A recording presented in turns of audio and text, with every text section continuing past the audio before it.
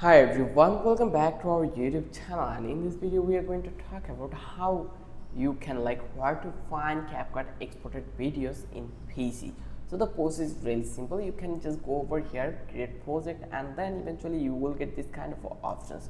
So I'm going to export a video in here for our using purposes.